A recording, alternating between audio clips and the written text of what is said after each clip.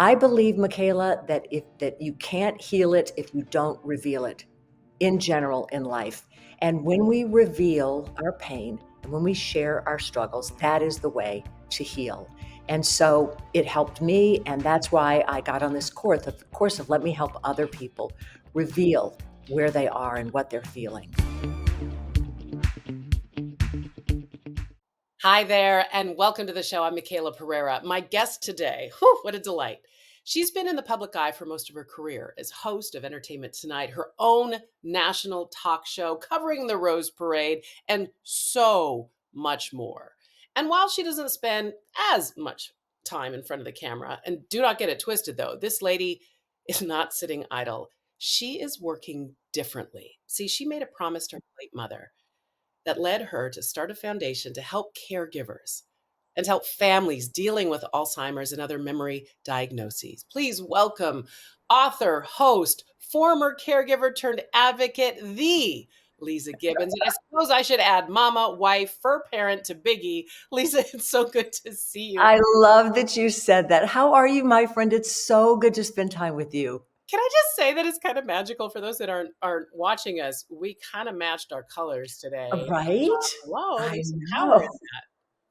There's an energy to it, right? There's an energy. So I love being in that zone with you. I've always said that you have a magnificent energy about you, Leeza, and I know others feel it as well. And it's felt even across the airwaves like this. You know, I want to talk about caregiving, a role you found yourself in. You've described caregiving as a heroic act, and I could not agree with you more. It is, even if you're talking about, and especially when you're talking about self-care, um, Mm. and and filling up the vessel that is our humanness, so that you can really give that love. And that's not really intuitive for a lot of women. Two-thirds of the family caregivers, the husbands, wives, the sons that care for the husbands, wives, sons, daughters, those are women. Mhm. And I learned everything I know about caring from watching my mother care for her mother, my granny. Both of those influences in my life died of Alzheimer's disease. So it changed the trajectory. And when you said earlier, Michaela, that I'm working differently, I am. And I think that sometimes in life we have to break up with ourselves. You know, we just do. We have to kind of say, all right, and there's been so much talk since the pandemic about pivoting. Well, you either get bitter or you get better. You get lost or you get on with it. And it may take us a while to kind of stumble and find where's our new music that I can't dance to that song anymore. And that's what happened to me was I couldn't find the music that fit my rhythms now. And I had great work. I had wonderful things going on, but there was this nagging sort of calling. Yeah. Didn't know what to do with it, but I knew I had to do something. Well, it's interesting because you talk about that nagging feeling, and then you also have this life event. Did those two things sort of intersect at the same time? The life event being your mother receiving that diagnosis of Alzheimer's, which I know was like having the rug pulled out from beneath you, and for her, for your family, because by the way, it's not just that the patient that is affected, it's the whole right constellation of people around them. And you hope they have a constellation of people around them. um, that's the thing about caregiving is often it finds you, you don't find it. I got recruited kicking and screaming, just like most people. It's not on anybody's vision board or their bucket list, right? Let me just step into my role as being the world's best caregiver. But that's what is called upon for you to do when it happens. And it does kind of break into your reality. And it did for me. And it's different for everyone. I think we all want to numb whatever pain is happening in our life. So the pain for me was my mother cannot get sick and die like her mother. I can't allow it, right? Thinking, oh, You were bigger than it, right? Yeah. yes, thinking I'll figure it out. I'll learn enough. I'll talk to enough people. I'll find some research studies. We're going to face this together. Mhm. Those are very noble instincts that anyone has. Um, but for me, I spent a couple of years spinning and being over busy because that was my drug and kept me from hurting. And it prevented me, not in the long term, but in the short term, from spending valuable time Mm. with my mother while she was present in that moment. And that's the cool gift about people that have memory loss.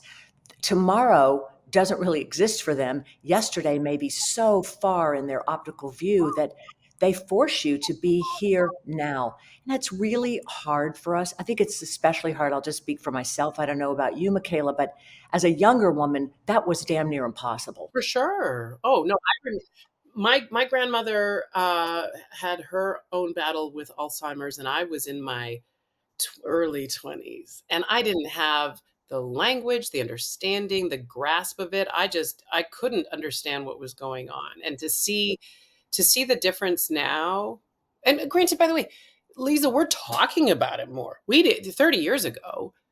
We barely even knew what the word Alzheimer's meant, or we didn't talk about memory care. We didn't talk about, these topics at all. We had very little understanding. So we are making headway in terms of awareness, at least, right?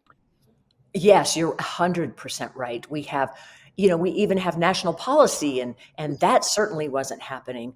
And people are more and more self-identifying, but we hear every day in my work in this field, the families that we help cope with their diagnosis, and we help them answer the question, now what? This thing happened in our lives, so now what do we do? And often they'll say, well, no, I'm not the caregiver, I'm just the daughter, right? Or I'm not really her care partner. Oh, minimizing their role and their place, right? Yeah. Well, and it's kind of not a role that you want to really take on. People don't seek it out. And we're often asked throughout our lives, well, if you could have a superpower, what would your superpower be? And I think for caregivers, they would say to be omniscient, because you can't get feedback from someone who has memory loss. Am I making it better? The things that validate us as people, if you're a gold star kind of person, you want to know you're doing it well, and what you're doing matters. Mhm. You may not know that it matters. You may get nothing back. You may get anger back. You may get resentment. You'll be depressed, all of those emotions.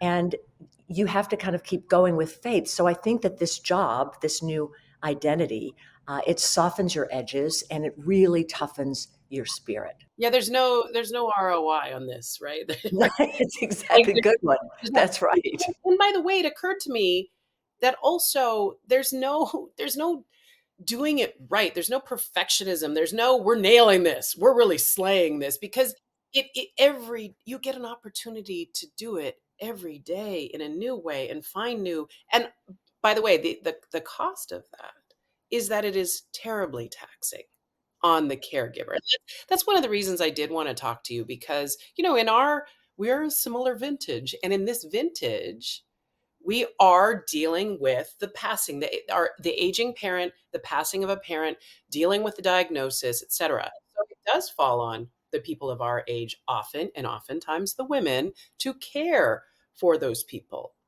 Two-thirds of the caregivers are women, absolutely, yes. Right. And you talk about the fact that it isn't a role that you necessarily rush to, or it's on your vision board. You do it because women just do things, right? When things need to get done, guess who does that? It's us.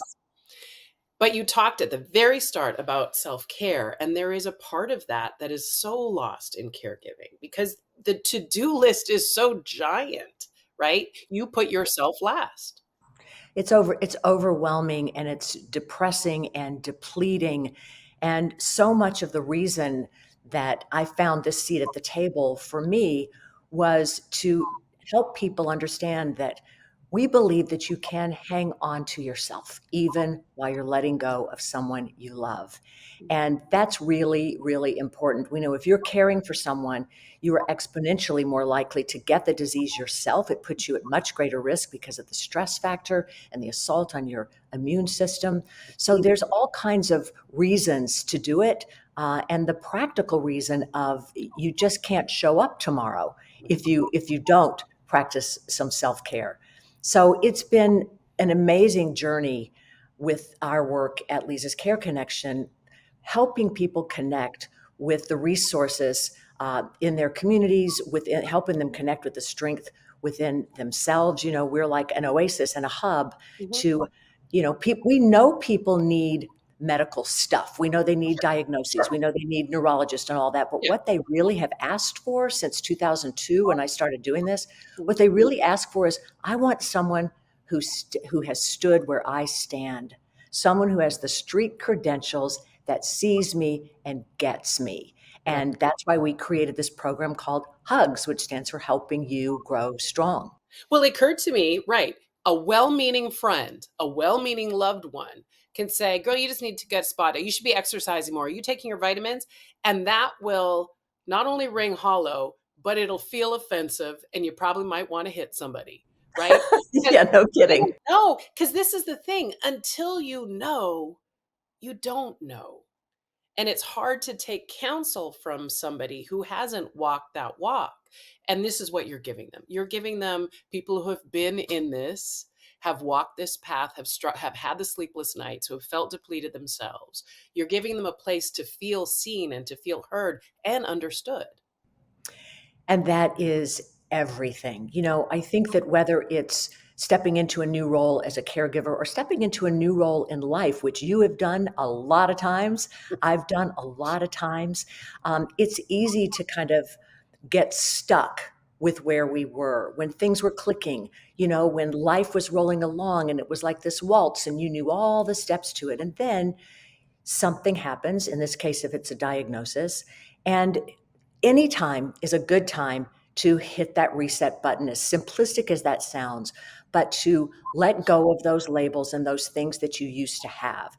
And if there's anybody out there that, and I know that's all of us, by the way, who's been depressed or been fired, gotten fat, gotten divorced, whatever, all those things that happen in life, those are the turning points that kind of reintroduce you to who you are now. And maybe, you have to let go of wearing that crown that you wore. There's no spotlight on you here. How do I find where I'm supposed to be? And that sometimes can be a daily battle. Like you said, Michaela, you start out the next day. Yeah, you get to start over, but that starting over requires that you do your best to release the guilt, release the resentment, release the anger. Those are all the constant companions of caring. And remind yourself of where you are. 100%, because the fact is, you know, relationships and family are always complex, right? They're imperfect, and sometimes you might be finding yourself giving care to someone who you don't feel cared enough for you or wasn't there. And it gets extra complicated. It only gets magnified when you add age, right? And maybe a medical diagnosis to it. So you're going to be struggling with a lot of, you may be struggling with a lot of that stuff additionally. There's so much stigma as well, Michaela, that goes with aging in general. Let's just think about that in our society. Can we discuss that, Lisa, please? Honestly. I think when I was in my 30s, I thought, oh, these women who complain about aging, get over it. Like, come on, just work harder, be better, step into that pro aging.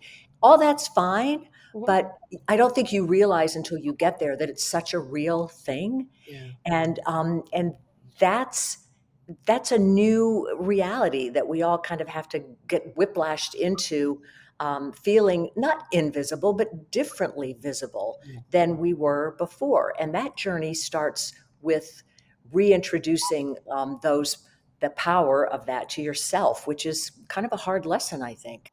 It is really interesting. I'm 53, and I do realize that I am contemplating what that means. I'm not one that has put a lot of stock in, I'm supposed to feel this at this age and that. I've chosen to celebrate turning 40, to celebrate turning 50, to celebrate the fact that I am aging and evolving and growing. And I know how this thing ends. None of us get out of it alive. Um, but it's interesting how the societal messaging can come at us as women about what you're supposed to be as a woman at this age, right? And how, it's somebody else's turn. It's their turn in the spotlight. I don't know, man. I keep seeing all these incredible ladies having second, third, fourth, fifth acts, getting better with age, like fine wines. We've said that a lot, but I'm choosing to step into that space. Yeah, and you should, and you create what comes into your world to a certain extent. I feel like I've been able, and by the way, you're 53, I'm 67. It's a number, but it is No, a number that demands that we respect it, right? Like, oh, okay. Um, yes, yes. but I'm on kind of a listening and learning stage of my life, and I am uniquely able to do that because there is that cliched thing, there is that wisdom that comes, and I think it's a mindset that just happens. Like in when you're in your 20s, you're into acquiring and Yes. achieving. Yeah. And I've reached a stage at life where I've realized that for me to find satisfaction, which is different than happiness, which there are lots of blips of great happiness, but to be Uh-huh. satisfied with my life, Uh-huh. I have to stop achieving and start receiving. Okay, so on that. Okay, okay. I'm seeing the headline, achieving and start perceiving.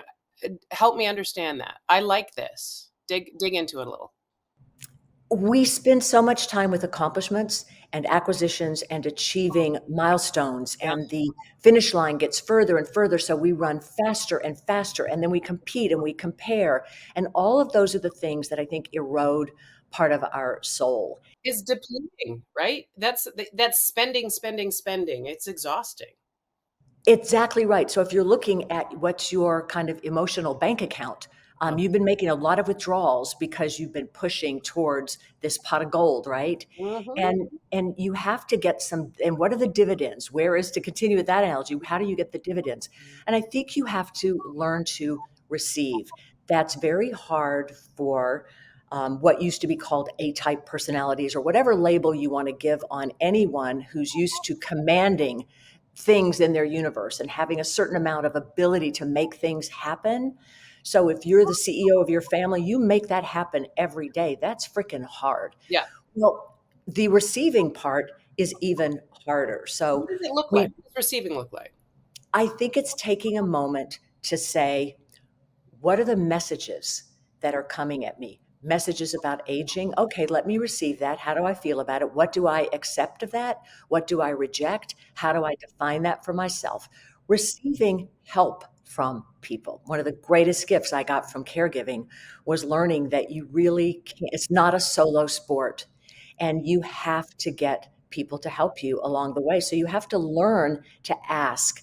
And that's a hard thing. So with our work at Lisa's Care Connection, we help people actually role play those answers. When somebody says, well, let me know if you need anything, you have an answer. Could you come by Tuesday and pick up my dry cleaning? Could you bring a casserole on Wednesday? Can you rake the leaves? All of those things, right? I'm saying preach, sister, because see examples in my life of people who are in that exact position and are feeling overwhelmed. And we've all been there. When you are just so you can barely breathe and you need help, but you can't even articulate how that help would look, right? But you have to be able, because people can't read your mind. And you may not need 12 dozen casseroles in your freezer, but what you do need is somebody to come over and walk the dog for you because you can't manage the pet and your parent, right? So you have to be able to articulate it. And you're actually teaching people how to find those words and what to say and what to have in their back pocket when the question comes to them. That's genius. That's a game changer. Well, to make it more intuitive, because it's just really not. And I think that when we get older, maybe because we just have to, we learn that really upholding our boundaries and saying no to others means saying yes to yourself is a Yes. real thing. And when I was first learning this, and I have not mastered it at all, I think it's a lifelong lesson. But when I was first learning boundaries and how to honor my evolving values, which by the way are different, the way I parent my adult children, different than I parented them, obviously, when they were growing up. Yeah. And it may be that maybe they don't like all of it, maybe they do, but regardless, well, this is the mom you have right now, right?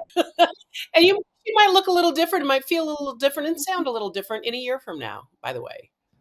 And you might, and I think allowing yourself to kind of have that progression is really important. And again, those hugs ambassadors, those peer-to-peer mentors, those people who've been there, maybe you're going to connect Michaela with your hugs ambassador over a text one time when you are falling apart. Yeah. Maybe you're going to have an email relationship. Maybe you'll have a phone relationship. Maybe you'll meet in person and you'll become friends for life. What really matters, and we've learned so much about our mental health and our ability to deal with aging, caregiving, stress, all the rest. What really matters is that somebody is there at that moment when you have learned, and this is what we're talking about, have learned to ask for help. So I came up with this system for myself that I call YES, and it's your empowerment system. So I want to say yes. I'm one of the founding members of the People Pleasing Society. That feels good to me. Guilty. I think I'm the secretary of your club. Of Yeah. course you would be, of course. And it feels great, and you don't have to, give up your membership. But I would look at, okay, does it fit into my empowerment system? So what's your yes? What's your empowerment system? For me, I need to have enough time to do things. I need to prepare to do things. I need to feel that people in my life honor who I am and that I have the opportunity to offer something, that what I'm doing is valuable. I don't want toxic people in my life. And I know that when things don't add up, you start subtracting. And I've gotten really good at subtraction. Right. Well, and by the way, subtracting the things that you choose to subtract, not because you let things die on the vine. You don't want relationships that are of value to you die on the vine because you haven't been able to give them that care and attention that they deserve, right? So you get to choose the things that you say no to. Listen, I want to make sure that we point people, for all of you caregivers out there, I hope this is landing for you, because this is why I wanted Leeza on to talk about this very important thing. And I hope this is reaching you. We're going to make sure to connect you with Leeza, and you'll get all the hugs you need, because that is, of course, I know too. I know that caregivers, the ones that I know, are are are are wanting the help, and just by having someone say it's here and it's available and we can point them to it, it's going to be a huge thing. The thing that I also want to just talk about with you briefly is something that I know is part of your genetics, because you said your dad is the biggest optimist you know. But I think you are his daughter in that way. And I want to talk about optimism in a time when people might be like, there's not a lot of reasons to stay optimistic. But I think it's a muscle. I personally do. I made a choice many years ago to decide to be more optimistic. And I also understand toxic positivity. I really do get that. But I want to just know, I want to know about your, I don't know, where you land with optimism, and how you have you always been this way? Did you come pre-wired that way, Leeza? I think it is in my DNA. My dad's 95. He starts out happy. He goes to bed happy. He's just an encouraging role model of transitioning throughout life for whatever's next. So I do owe him for that. I think that people underestimate what it means to be optimistic because there's a lot of eye rolling that goes along with, Sure. For sure.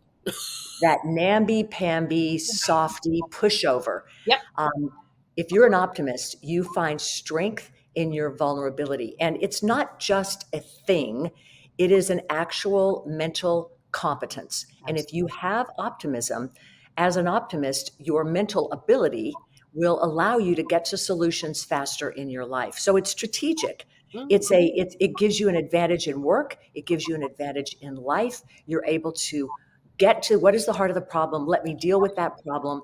And I'm a big John Wooden fan. I think things turn out best for those who make the best of how things turn out. So Mm. you're dealt a crummy hand, play that hand.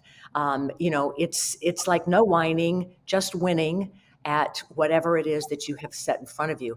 And if you're optimistic, I mean, this is not just me. This is research. Science shows Mhm. that people who define themselves as optimists and who engage that in their lives are much more likely to feel satisfied and to have what they would define as victories. So let's talk about the fact that the you know I'm a realist as well. Correct. And Some you can be both, right? You can be. Sometimes things are hard and you just can't smile through it. You kind of have to also honor the pain, the grief, the loss, the frustration. How do you, because that's also an imperfect science too, right? It is navigating, I am optimistic, but I'm right now, things feel like crap, or I don't feel physically well, or I'm so worried about my finances, or I still haven't gotten a job, or my parent is sick, whatever it is. How do you find, I don't know, how do those dualities coexist? I think it is really tough to say, "Oh, I'm a fierce optimist," when, as you say, your world's falling apart and you can't put, 2 nickels together to make a dime. Those are real things that can't be defeated by only your mental prowess alone. But I do think that you hit on something really important, which is, what do we invite into our lives? And if it's grief, if it's overwhelm, if it's feeling hopeless and helpless, I think recognizing that, pouring it a cup of tea, saying, okay, what do I have to learn right now? Who do I need to be right now? Because as I said earlier, your choice is, you either get lost or you get on with it. So it's totally cool to be lost for a week, a month, a year. Yeah, Truly, just sit with this yeah, new man. reality, Yeah. and be burdened by it, and be whatever, pull the covers up over your head, but Mm, you can't stay there. don't stay there. What do they say? If you're going through hell, keep moving. Exactly. Yes, Keep exactly. moving. Don't stay there, honey. Don't stay there. But Um, inertia is the enemy, though, inertia, Michaela. inertia is the enemy. And by the way, look, so inertia is the enemy. Rest is important, right? And that's interesting, because people say, well, you can't rest if you say inertia is the enemy. Yeah, you have to be rest. You have to be mindful. You have to care for this thing that our souls are being toted around in. I want to talk about a little bit. I was doing a little Michaela retrospective on your career, because we both have spent a lot of time on television sets with microphones pinned to our lapels and putting on makeup and sitting in hairstylist chairs and all of that, right? And it's been a ball. It's been a ball, Lisa, for both of us. And I love that you spoke a lot about the progression and evolution, the continuum, right, of our careers, the intention that goes into them, choices that we made. But I look back, and I love the fact that you knew, your mom helped you see way back. I think you were just in 6th grade. She saw, because moms are our first fans, right? Our parents are our first fans. She saw your talent in storytelling. Tell that story about the talent show. It was 6th grade, and it was a mandatory whole class participation talent Oh, show. those are the worst. The worst. And my parents were great. They put me in dance classes and they had me take piano, and I did all that, but I just wasn't any good at it. And so I was feeling very, very intimidated. And I mean, and the bar was very low, Michaela. I think one of the girls was doing a hula hoop Oh, and one girl was crocheting. I had nothing. So I'm like, I could barely tie my shoes. oh, But I bless. thought, okay, and I'm crying to my mother about it, and she was, oh, my mother wasn't big on being victimy. Yeah, There, like, she would make a chocolate cake, and if you didn't feel better by the time the cake came out of the oven, then we were just moving on. But I my love mother said, honey, you do have a talent. And I'm like, what is my talent? She goes, I think she made it up, and it was brilliant out of the ether. She said, you are a storyteller. So stand up there in front of the class, tell a story. That's your talent.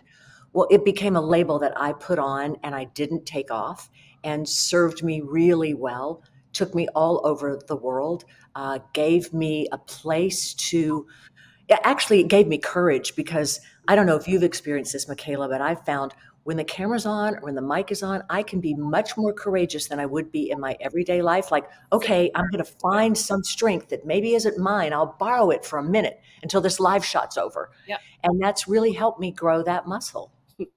it is a muscle. It's really interesting. Am I'm very much a introverted extrovert. Oh my gosh, me too. As soon as the tally light goes on, as soon as the light goes on, I am there and golden. And by the way, I can also work room and charm. Yes, absolutely. But I'm also very happy with a cup of tea and my book over in a corner, right? Working in my garden, not necessarily the one, especially if there are big personalities in the room, I bring mine way down. But I don't think she Yeah. pulled it out of nowhere. Your mom saw and knew her child, even only at what, 12 years of age. I guess that's what you are in sixth grade. She saw you, girl. She saw you. She knew exactly what she was. And then she saved my life, when she was declining and she got sick and she was losing her memory.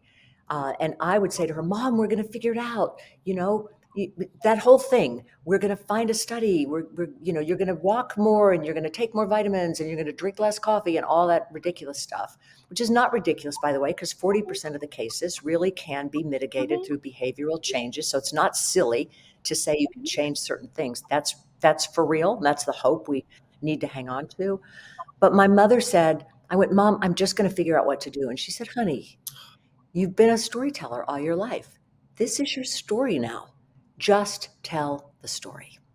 And it gave me direction. I didn't know that I would start a foundation at that moment, anything close to that. But it gave me just something to hold on to, and a place to put my grief. And I believe, Michaela, that you can't heal it if you don't reveal it in general in life. And when we reveal our pain and when we share our struggles, that is the way to heal. And so it helped me. And that's why I got on this course of let me help other people reveal where they are and what they're feeling. and by the way, added to it by sharing it, by using your platform, by having conversations on podcasts and telling others, even if it's at a coffee shop, you just strike up a conversation with somebody about by sharing it. There is such beauty and power and connection. And connection. But can I tell you, the stigma around working in the aging space is real. So I was in the middle of this very big career. I was doing my talk show. I was doing so many things. And I went to my agents and said, I want to do this. I want to start this foundation to help other people that are dealing with Alzheimer's.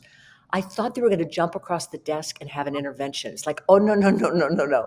Do your kids' charities. That's good. Stick with that. People like that. This is depressing. It's depressing. It's not promotable. It's not going to get you where you need to be. And I thanked them for that advice and moved on. I am not shocked by that at all. Do you, there's probably a bit of it that is connected to just overall fear of aging and death, right? I mean, that's really what is true in the world. Maybe not in the world, because I think some countries they deal with it better than we do in North America. I don't know that anybody's got it nailed, but I mean, I think that, youth culture, right? Because that's what it's tied to, really. Yeah, is where our obsession with youth. Well, girl, I support you in and many others do, by the way, because it's happening to all of us. Well, the numbers are going the wrong direction. Every 67 seconds, a new brain is diagnosed with Alzheimer's disease. That's just unacceptable. And until we get cures, and we know we're frustrated with that, but it is moving forward. But until we get there, we have so many people for that one brain that has the That are disease. affected. There's 5 people in that circumference, in that universe of people that are affected by that. And their mental health is being challenged and declining. So they're not showing up in the world the way they need to. We can change that number, and we can take the worried well, people like us, and say, you don't have to step into this reality. So I'm 67. My mother was 62 when she got diagnosed with this disease. And Mhm. that's a sobering fact, right? But, and I tell my kids, I do everything I can every day to make sure that that number is not my number. I'm not naive, even though I am optimistic. I get it. I understand that I may be at greater risk, but I don't have to borrow tomorrow's trouble today. Anticipatory grief, right, is real, and we don't need to do that. We don't need to do that. I want you to tell people where they can find all of the things, the Memory Foundation. I want to know where they can find Care Connection. I want them to find the hugs. Tell the people how to find you. At leezascareconnection.org, and it's Leeza, Leeza. My mother said, "Oh, we'll spell it just like it sounds and no one will ever get it wrong." Funny. Funny, Mom. That's really love the thinking. Leeza'sCareConnection.org is where you can find out everything that we have to offer. There are lots of great resources there. We are based in both coasts, but we also help people make connections throughout the country. And you'll find our hugs page there. When you go to Helping You Grow Strong Hugs, you'll see thumbnails of mentors, and it's like a dating site or something. You pick who you think is going to be the right mentor for you. And if you want to be a mentor, we have a program that we will put you through.